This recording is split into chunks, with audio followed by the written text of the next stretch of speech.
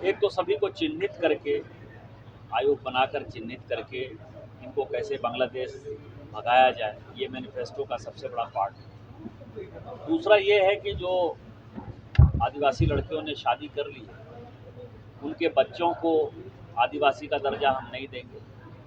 तीसरा, जो ज़मीन है जो आदिवासियों का कब्जा कर लिया है बांग्लादेशी घुसपैठियों ने, उनको फिर से आदिवासियों को देंगे और एनआरसी लागू करेंगे। ये हमारी डेमोग्राफी को बचाने के लिए मैनिफेस्टो ने सबसे बड़ा संकल्प लिया है और सबसे बड़ा प्रण लिया है।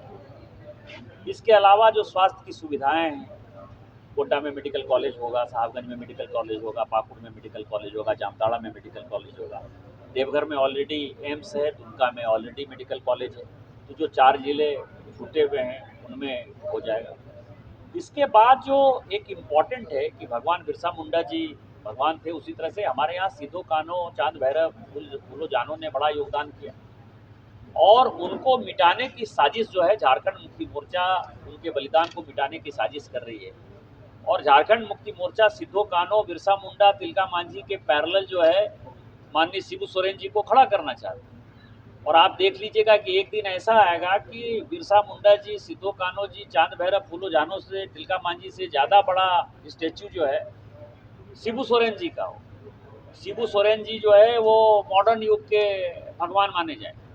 तो इस कारण से भारतीय जनता पार्टी इतिहास को जिंदा रखना चाहती है और सिद्धो कान्हो जी के नाम पर एक बड़ा, जैसे बिरसा मुंडा जी के लिए म्यूजियम बनाया उन्होंने रांची में, उसी तरह दुमका में जो है 5 करोड़ खर्च करके उनका स्टेच्यू भी बनाएंगे, उनका रिसर्च सेंटर बनाएंगे और जिससे आने वाले पीढ़ियों को ये पता चले कि अंग्रेजों से कितनी बड़ी लड़ाई सिद्धो कान्हो जी ने की, वो एक बड़ा सवाल है। इसके बाद पीने के पानी के लिए सभी को गंगा से कैसे पीने का पानी मिलेगा, सिंचाई के साधन के लिए पुनासी डैम बन गया है, उड़ई डैम कैसे बनेगा, मोतिहारा नदी पर डैम कैसे बनेगा, बासलोई नदी पर डैम कैसे बनेगा, गुमानी पर डैम कैसे बनेगा, ये सारा जो है हम करने वाले हैं जिससे पीने का पानी और सिंचाई का साधन हो जाए। बच्चों को रोजगार कैसे होगा, 2,87,000 लोगों को रोजगार देने के लिए पहले ही कैबिनेट में कैसे पास करेंगे। जो युवा बेरोजगार हैं, उन युवा बेरोजगारों के लिए हम 2-2 हज़ार रुपया देने वाले हैं 2 साल के लिए उनकी तैयारी करने के लिए। सहारा में जिन लोगों का पैसा डूब गया है उनको पैसा देंगे।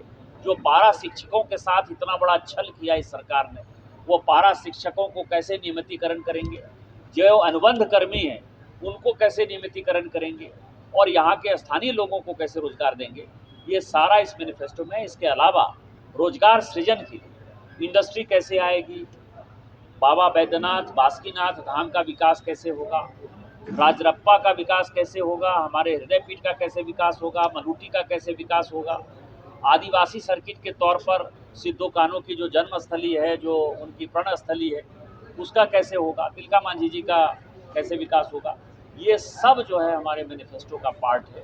और मुझे लगता है कि अपने आप में संपूर्ण मैनिफेस्टो है और जो संथालपना का दर्द रहा है कि केवल सारा विकास छोटा नागपुर में होता है, हमारे यहाँ नहीं होता है, उस दर्द को खत्म करने का प्रयास ये मैनिफेस्टो कर रहा है।